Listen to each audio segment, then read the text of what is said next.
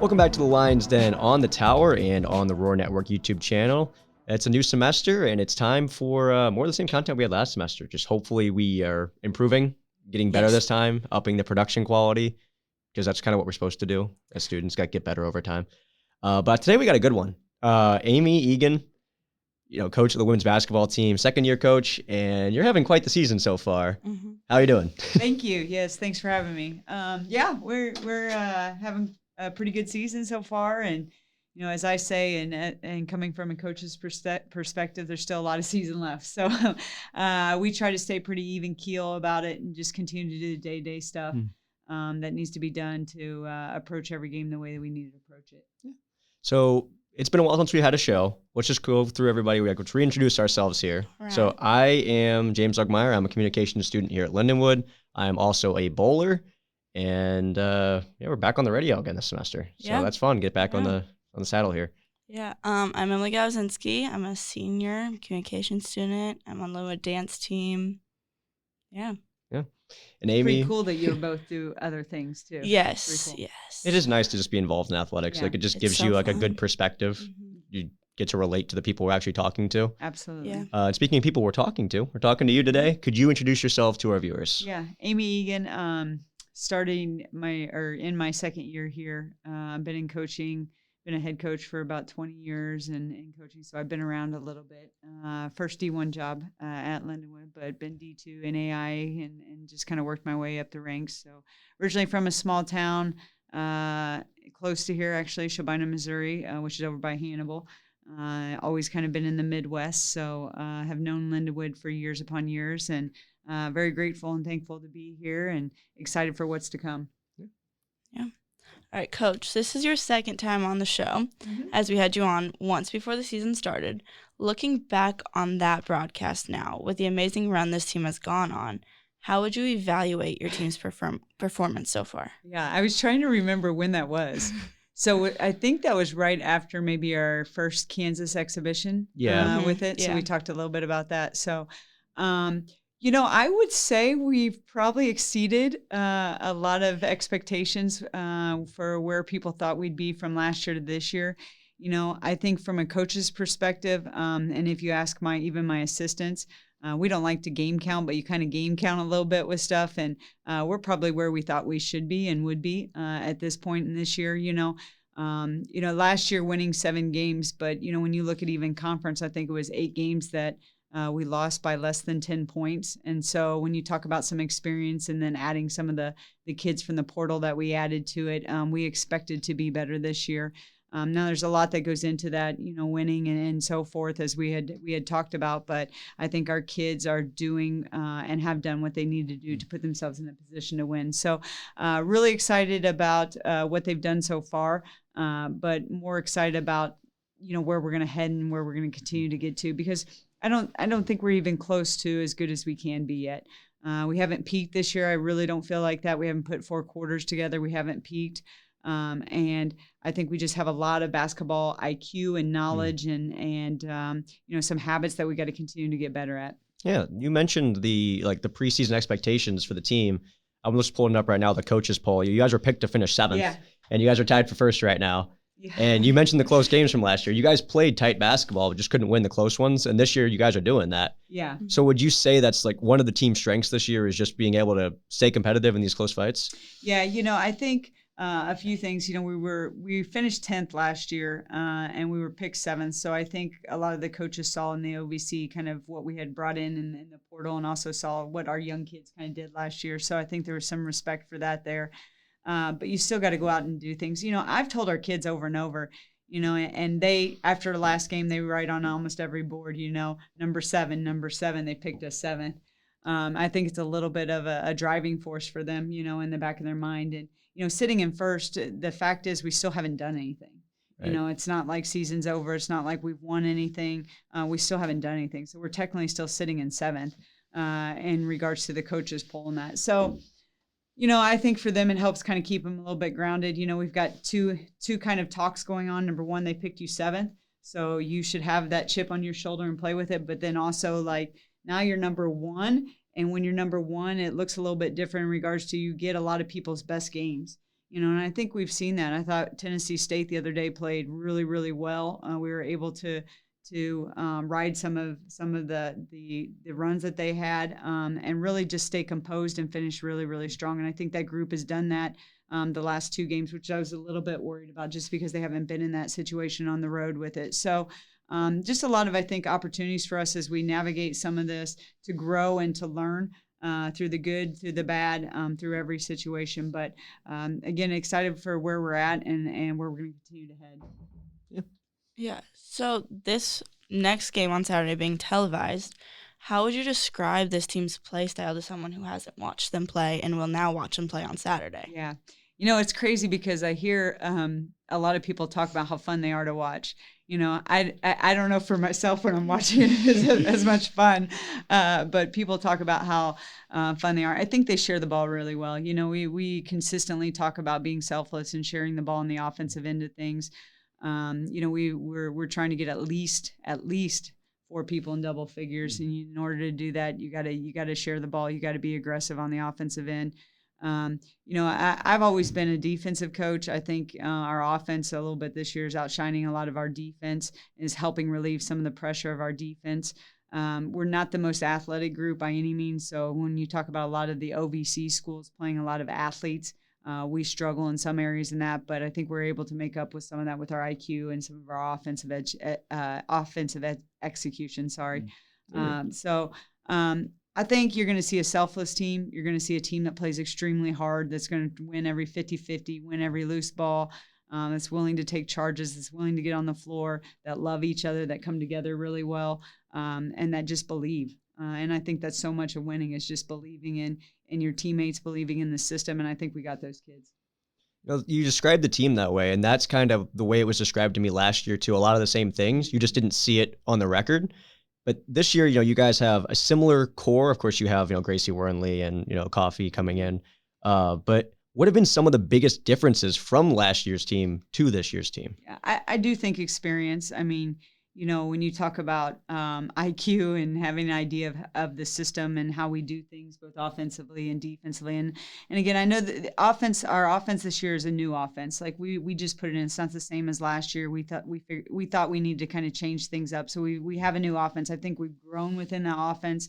It's becoming a lot more habit type stuff for our kids, which is good. I still think we have a ton to learn in that, but I think just experience, I think when you talk about kids that now know, like when it gets to the end of the game, maybe even when you talk about some of the other teams, knowing personnel on the other teams, who's going to get touches, and what they're going to do offensively and how we're going to defend it defensively. I think it's just they're a lot more comfortable this year with all that. So I think that's a huge part of it.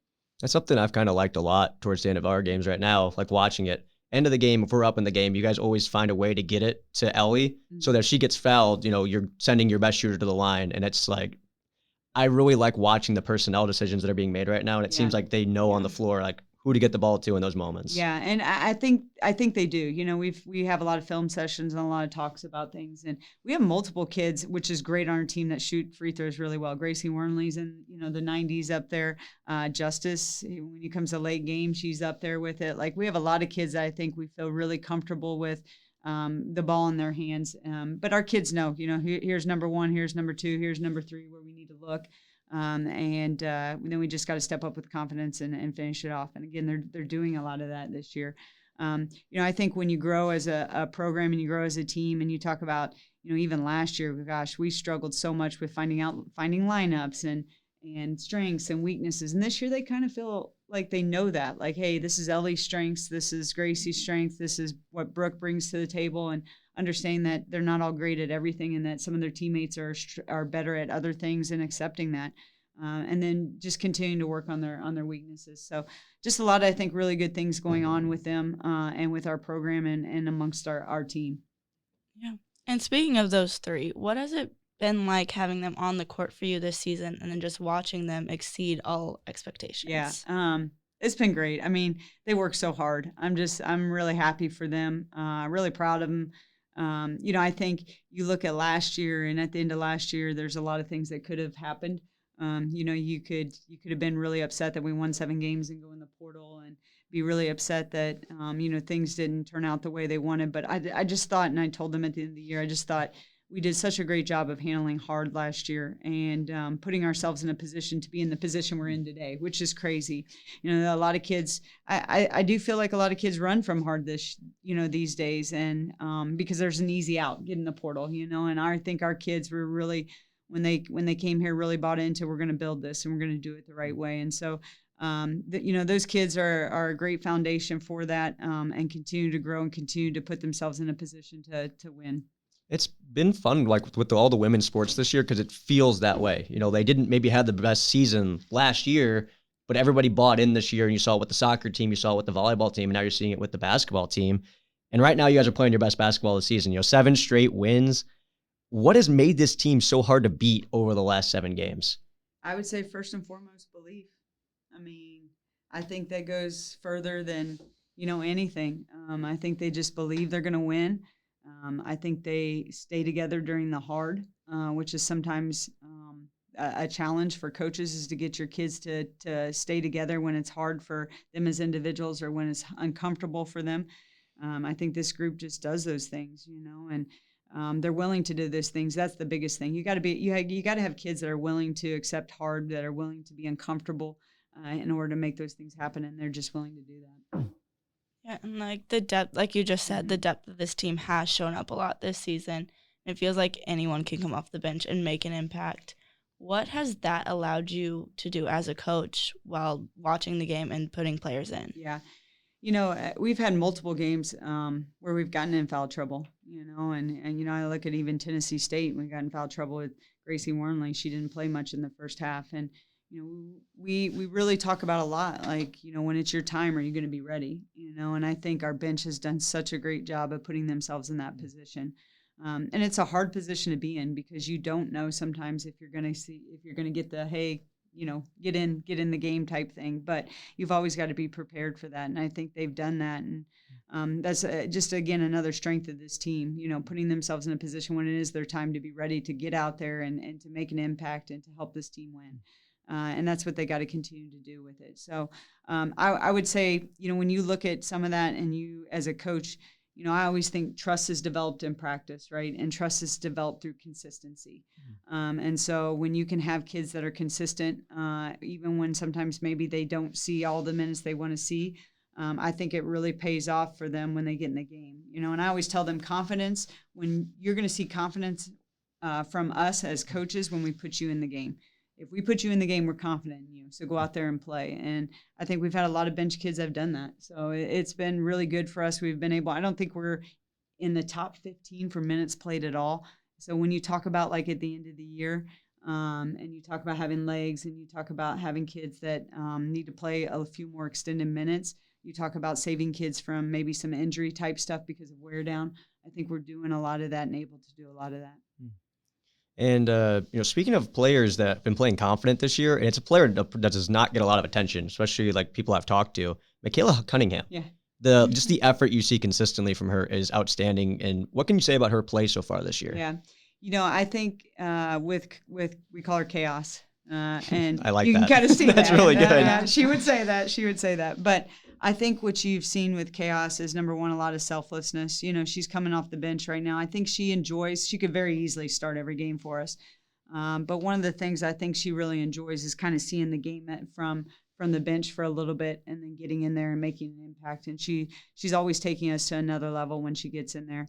I still think for her, she still has a lot of growth in her game that she can get to. But when we've needed some really big plays, a kid has stepped up and made some really big plays for us. So I would love to get her to where she makes those really big plays every single time. I don't know if that's possible, but I really would like for her to do that, because she can have such an impact because of her athleticism and how she can score the ball for us. But just doing an amazing job for us, a big, big, big piece of us that sometimes, like you said, doesn't get a lot of recognition, but we would not even be close to where we're at without her. Yeah. Well, it's going to be a lot of people's first time seeing her and the team. We mentioned a little bit earlier. You got a game coming up that's going to be on ESPNU. It'll be a lot of people's first time hearing about Lindenwood and seeing your team play. What does that mean to you and your team that you guys are going to be able to play on a nationally broadcasted stream? Yeah. When we first told our kids, they just kind of were like, okay, Like they didn't really, I think, understand that, like ESPN's going to be here. Like it's going to be first time for national television broadcast, and that, I think for them, and we've talked a little bit about it. Number one, we can't overlook Thursday to get to Saturday. Right. Thursday we've got to go in, we've got to do everything that we do, and I have no doubt they will. I mean, this group is just solid. They're solid with how they approach every single game. They're solid with how they game prep. That's a big reason they've been in the position they're in. So they know how important that is. I'm sure there'll be a little bit of, number one, emotions. It's also senior day, right. We'll have 3 seniors. So there'll be a little bit of emotion with that. I think there's a lot of familiarity with Southern Indiana, so I think that helps with stuff. But they're going to be excited, and once the game starts, they won't even know. They'll settle right into everything that we do. But I'm really excited for them. This opportunity doesn't come without them doing day in and day out everything that they need to do to put themselves in this position. And so I'm excited for them and what that's going to look like. Yeah. And then speaking of the national stage, your team will be eligible for the NCAA tournament next year. How exciting is that for you and for the players? Yeah, they're so excited. So we told them when we were on the road the night before it was announced, because we played the day that it was going to be announced. And I know they're still working on all the logistics of that, but it sounds like it's definitely going to be a go and hopefully be announced in August with stuff. So we're excited, but we're not going to be too excited until it gets there. But we told them there was a possibility of it. And I think, they're excited because they have invested so much in this university. They came to Lindenwood as freshmen, a majority of them, because they wanted to help build something special. And so now, instead of waiting to their senior year, they're going to have an opportunity next year to showcase that on a national level. And so I think it's just really exciting for them. But we're hoping and praying that does go through, so that we do have those opportunities next year. I've seen a lot of schools have been really excited about that. Mm-hmm. I mean, you go from D2 to D1, and at first you're not able to compete for anything, even if you're good out of the gate. And now if they make this change, it's okay. You make that transition, and then in a year or two, you're able to compete. It builds fan interest. It helps bring a lot of publicity to the sports. And I mean, a lot of sports here at Lindenwood deserve that publicity. There's so many good teams and good athletes here. So it's cool that that's going to be happening. Yeah, I think it's cool it's happening across the board, not just for women's basketball, but for all athletics. As you can see, I mean, women's soccer and women's volleyball this year, man, did they have heck of seasons with stuff. And, that opportunity just – and I understand why it doesn't happen immediately, because there's so many things, whether you look at the money of scholarships or you look at the academic side of things, that things have to be set in place. So I get that. But sometimes it feels like the kids are penalized because of it, and penalized for being great. So I'm really excited, and I know that campus is going to be really excited, and not just women's sports, but men's sports are starting to take off. I mean, you saw football had a better year this year. Men's basketball is having a better year this year. There's so many NCAA sports and sports overall on this campus that are really taking off. So it's an exciting time, and an exciting time to be at Lindenwood, an exciting time for everyone here to support each other and to be each other's biggest fan. Yep. It is most certainly a lot of fun to watch these games right now. It really is. You want to start trivia? Yeah. Oh, no, again? Oh, yeah. Oh, yeah. It's a staple at this point. Nobody has beat me, right? Remember, I don't think so. I think you're the only one. Okay. Yeah. All right. Just so everybody knows. And there is a bonus point again today, so you can get another bonus. And it's based off of some stats, so I think you'll have it. I don't know. I haven't looked at it. All right. Okay. James, you want to... Do you want me to start? I mean, you wrote most of them. You can do it. Okay. So am I just writing down, then we're going to go back to it? Let's go one at a time. Okay. Let's do that. Let's do that. So these are all going to be, either professional women's basketball or collegiate questions, or it's going to be related to Lindenwood. Okay. So those are kind of the 3 categories you got. We got 5 questions. So question 1 is, only 3 teams have won back-to-back national championships in women's basketball. 2 of them, it's the 2 that we're going to give you here, are UConn and Tennessee, but can you name the other school? A, LSU, B, Texas, C, Southern Carolina, or D, NC State? South Carolina. Sorry, I meant to say South Carolina, not Southern Carolina. I didn't write that down, though, so I don't feel as bad. I'm going to go see South Carolina. I'm throwing shade. You're going South Carolina? I was blowing up balloons today. Yeah, what were you doing that for? I work in student involvement, and we have to we have an Engage Nate event going on in Evans right now. So I was blowing up tire balloons. all afternoon. Weren't you guys giving out piggy banks the other day? Yep. Air up thing for that? Yeah, we did get a helium thing for that. But then I accidentally let go of one of the balloons, so it was stuck on the ceiling for a minute. But it's fine. It's down now. This is also a reminder that get involved at Lindenwood because there's a lot of cool stuff to do while you're here. Mm-hmm. All right. So you answered C, South Carolina. Well, the answer was C, South Carolina. You're on it. Check. Yep. 1 out of 1. Oh, you got to go. You can do it. Okay. Question number 2. How many players are averaging double digits in scoring on your team this season, and bonus points if you name all 3 of them? Well, that just gives it away. I was going to say 3 of them. Okay, can you name them then? Look, I'm not good at trivia. Ellie, it's okay. Ellie Brueggemann, Brooke Coffey, and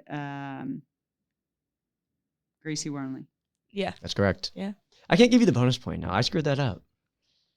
Look, you know who we should get for trivia, though? I'm going to be real. I almost... Jack Gardner, who does a lot of radio stuff here at school, he loves trivia. He creates his own trivia events. He hosts his own stuff here. He also has a few podcasts here. A trivia radio show about wrestling one day, and maybe we should have a special guest come in and do the trivia every week. Never mind. Okay, you didn't like that idea. All right, question number 3. What year was the Women's National Basketball Association founded? A, 1996. B, 1990, C, 1994, or D, 1997? 1990. Correct answer was A, 1996. All right, you finally got one wrong. This is the first time ever. This is new. This is the first time I ever missed. All right, question. I didn't prepared. Well, we didn't tell you there was going to be trivia this time. I know, you didn't. Because usually what we've been doing is, it'd be the coach versus an athlete. And this week we just have the coach again, which of course we're happy to have. This has been a really fun show so far. But question number 4 is back to college basketball. Which university has produced the most WNBA draft picks? Is it A, LSU, B, Iowa, C, UConn, or D, Stanford? C, UConn. You are correct. UConn. They're just always good. They're just never not going to be good. Yeah, they're always great. All right, our final question. And this might be the freebie of them all. Which Lindenwood women's basketball player just won OVC Newcomer of the Week? Brooke Coffey. Yep. Yeah. Yep. 4 Pete. Yeah. She's so good. She's so good at basketball. She's a little mismatch nightmare for a lot of teams around the league too. It's fun to stand on the sidelines and watch it and be up close to it. So yeah. I was going to ask this, and I don't know how much we can, but you have Wormley and Coffey come in this year from other universities. What was the whole process of getting them here like? Yeah, I mean, so both of them went in the portal, and so Gracie Wormley, I knew her mom was her AAU coach. Her mom was also Ellie Brueggemann's and Alyssa Nielsen's AAU coach. And so I had watched, with Ellie and Alyssa, I had watched them a million times in AAU, so I had seen Gracie play. And so, really, it was, I think we had a great opportunity to get her because she was so comfortable and knew Ellie and Alyssa. And Alyssa and her were high school teammates as well. So I think she knew what she was getting herself into by speaking to them and who we were and so forth with it. So I felt really good that we had an opportunity to get her.